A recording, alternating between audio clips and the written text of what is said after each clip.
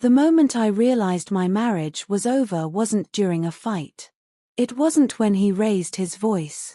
It wasn't even when his mother moved into our house without asking.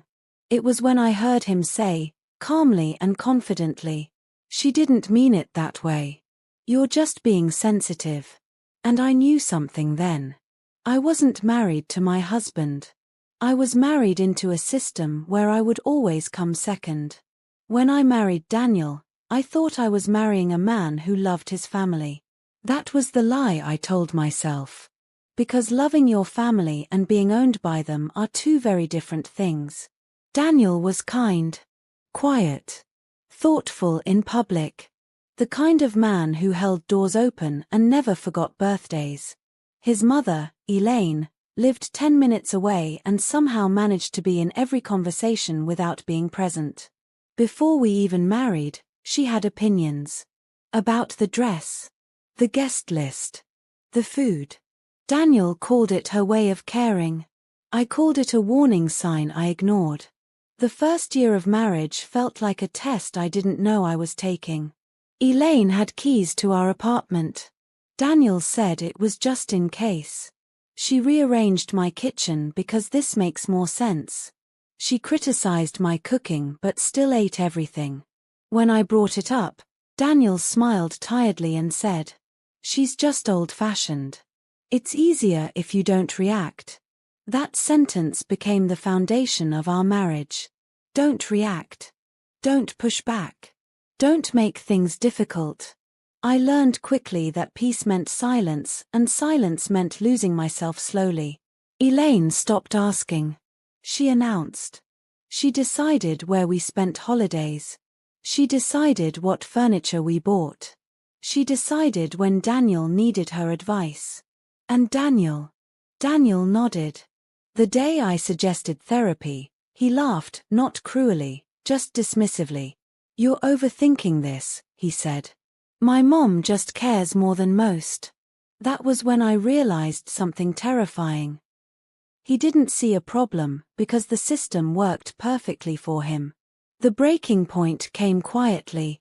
Elaine moved into our house temporarily after a minor surgery. Temporary turned into weeks. Weeks turned into months. She slept in our guest room. She criticized how I cleaned it. One night, she told Daniel in front of me that I was too independent and not nurturing enough. I waited. I watched him. He said nothing.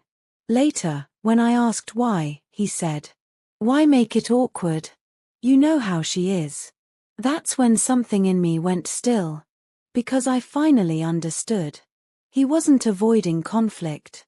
He was choosing sides. I stopped arguing after that. I stopped explaining. Stopped defending. Stopped asking to be chosen. I started planning instead. I observed how decisions were made without me. How my needs were postponed indefinitely. How my discomfort was labeled drama. And the clarity was brutal. I wasn't his partner. I was an inconvenience. I gave him one chance, not an ultimatum, a truth. I said, "I need a marriage where I'm not competing with your mother." He didn't hesitate. He sighed. And he said, "She's my mother. That's not going to change." That was his answer. Not loud. Not angry. Final. I didn't scream. I didn't beg. I packed. Elaine watched from the doorway like she'd won something. Daniel asked, "You're really leaving over this?" And I said, "No. I'm leaving because you never chose me." I moved into a small apartment with quiet mornings and no opinions. The silence wasn't lonely. It was peaceful.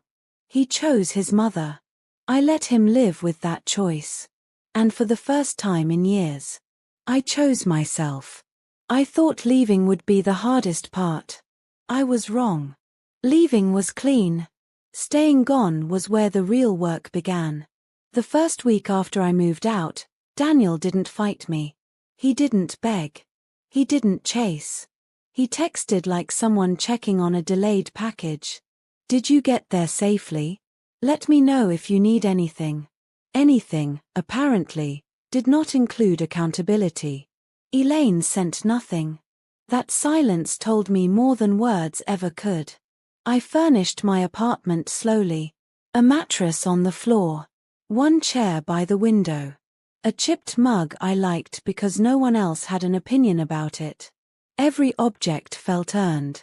And every quiet morning felt unfamiliar. Because when you leave a life built on constant tension, peace doesn't feel peaceful at first. It feels empty. Suspicious. Like something bad must be coming next. Daniel finally asked to meet 2 weeks later. Neutral ground. A coffee shop halfway between my apartment and the house that was no longer mine. He looked the same. Pressed shirt. Calm expression. That careful tone he used when he wanted to seem reasonable. I don't understand why it had to go this far, he said. There it was. Not I hurt you. Not I failed you. Just confusion, as if I'd changed the rules mid-game. I told him the truth. I felt invisible in my own marriage. He nodded, slowly. I get that you felt that way, he said. That word again. Felt. As if my experience were a mood, not a pattern. Then he added, but you know my mom didn't mean any harm. I didn't argue. I didn't explain. I just said, intent doesn't erase impact. He stared at me like I'd spoken another language. That's when I knew reconciliation wasn't possible, not because he didn't love me, but because he didn't see me. The divorce process was quiet. Almost clinical. No fighting over money. No custody battles. No dramatic courtroom moments. Elaine handled most of it. She emailed documents. Suggested timelines. Pushed for efficiency. Daniel let her. Of course he did. The day I signed the final papers, I expected to feel something big. Relief. Grief. Rage. Instead, I felt light. Like I'd been holding my breath for years without realizing it. People asked the predictable questions. Did you try counseling? Couldn't he have set boundaries? Are you sure you didn't overreact? I learned something valuable then. People who benefit from your silence will always call your boundaries extreme. So I stopped answering. Months passed. I rebuilt routines. Morning walks. Evening journaling. Cooking meals without commentary. I learned what I liked when no one corrected me. Spicy food. Messy handwriting. Quiet weekends with no obligations. And slowly, something shifted. I stopped replaying arguments in my head. Stopped drafting imaginary speeches. Stopped waiting for an apology that was never coming. Closure, it turns out, isn't something someone gives you. It's something you decide you don't need anymore. Daniel remarried quickly. Elaine adored his new wife. She was traditional. Flexible. Very family-oriented. I wished her peace. I meant it. Because resentment only chains you to the place you've already left. One evening, nearly a year later, Daniel called. No warning. No agenda. Just silence on the line before he spoke. I didn't realize how much you carried, he said. I listened.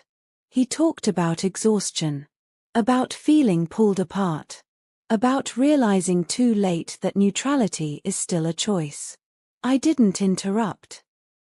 When he finished, he asked, quietly, do you hate me? I answered honestly, no. Because hate requires energy. And I'd spent enough of my life giving him that. After the call, I sat by the window and watched the city lights flicker on. I thought about the woman I used to be. The one who softened herself to fit into other people's comfort. The one who confused endurance with love. The one who waited to be chosen. I didn't judge her. She did the best she could with what she knew. But I'm not her anymore. Here's the truth no one tells you. Walking away doesn't make you strong. Staying gone does. Choosing yourself once is brave. Choosing yourself every day after is discipline. My husband chose his mother. I let him. And in doing so, I finally chose a life where love doesn't require permission, competition, or silence. That choice changed everything. And I would make it again without hesitation.